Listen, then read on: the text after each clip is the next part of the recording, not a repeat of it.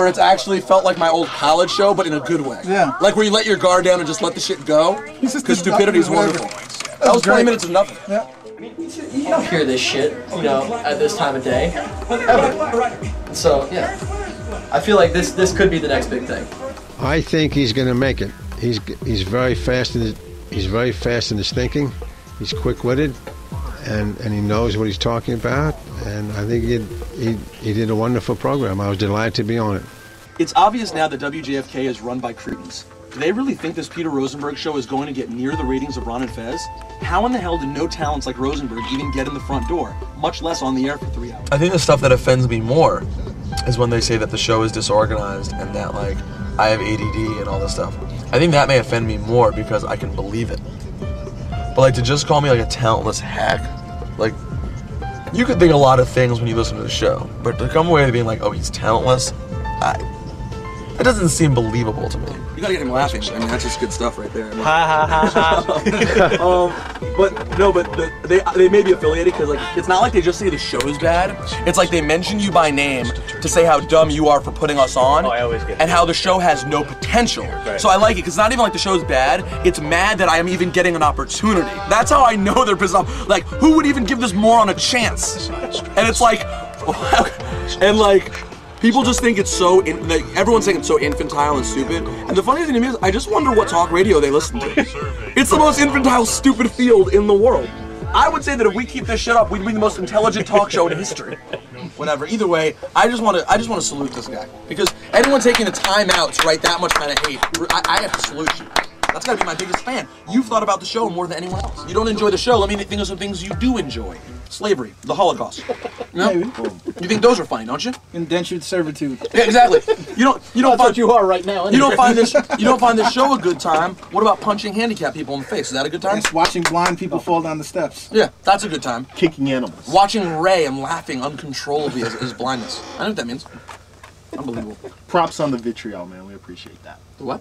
Vitriol. Why do you use words that big? Shut up. I think he argues a little bit too much.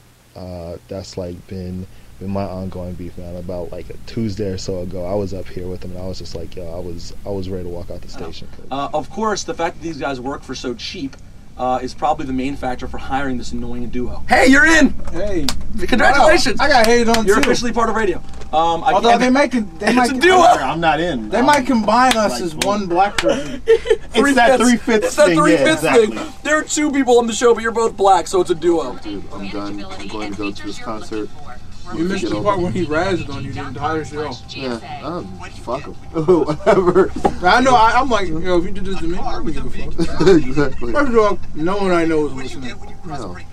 On top of that, like, yo, Peter is his hypocrite button. Like, yo, it's really easy to push, yo, because It's like that. when I had a radio show on XM, this dude would like call me and be like, yo, I'm gonna be there, and then like call me the next day, like, yo, where were you? Oh, something came up. Listen, Peter is the most flaky, unreliable person I've ever met. This opportunity at JFK is the big. Listen, hear me out. This is the biggest opportunity at JFK. This is the biggest career opportunity I've ever had in my life, and I am thinking more about sex currently than my work. If you're straight,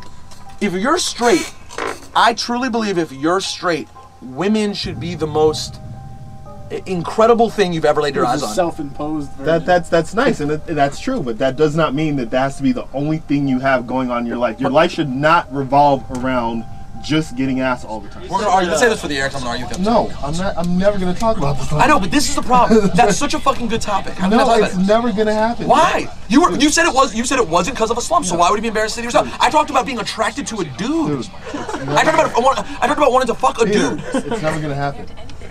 But the show's gonna struggle as a result. Like, if we don't get personal, the show sucks. Bushhead didn't really seem like he was that involved with the show. He didn't want to make things personal, which is something you have to do in radio. I mean, you got if you're gonna sit here and talk for 4 hours, it's one thing to play music and entertain people, but if you're gonna sit there and talk about stuff for 4 hours, you got to bring your life into it. And Bushhead wasn't willing to do that. So I mean, he's off doing his own thing now, and more power to him. But I really didn't think he was all that great a fit for the show. And so I've got this full-time job that already eats up a shitload of my time. I'm already commuting like an hour, or I'm already commuting like 2 hours a day just to get to and from that job. And then it takes me an hour to get here from freaking Roslyn, and this is Fairfax, which is technically like 12 miles down the road. It takes me like an hour to commute here, and then go back over to Greenbelt. It's taking me like an hour. So Hot blocking ass motherfucker, yo. That's why his boy was fighting, yo. That's why Rob was fighting him. You know what I'm saying? That's what Peter does. Oh, and let's not forget the fact that Peter just like cock blocks ridiculously, yo. Any girls that we bring up in here, he calls first dibs on and tries to mac them. So I can't even like enhance my game up here, man. So there's a bunch of little reasons, but that's, if you want to put that on, you can put that as maybe you put that on your priority list of reasons that would fit in.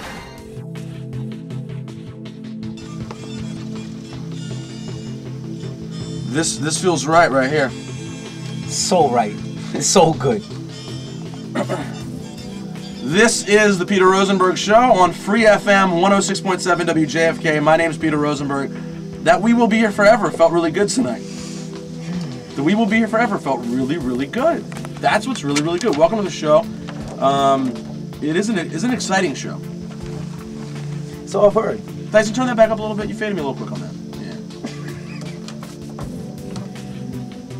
You look like you got a big swag. Yeah, I got a swag. I'm rocking the Aaron Brooks, keep it, everything feels right. If you did not hear earlier, I announced this morning on the Sports Junkies that the fate of this show is a good one. It's a good one for right now. It's a good one. Pick it up. It's a good fate right now. As it turns out, starting January 3rd, we will be leaving the 7 p.m. slot and picking up at 10 a.m. every single day. 10 a.m. to noon every day, starting January 3rd. My ideas are being heard and pursued, and it makes me feel more involved and appreciated in the show. But also, my ideas and Peter's ideas are so close together that this has become something that I really believe in, and Peter really believes in, where we can make this into the next big thing.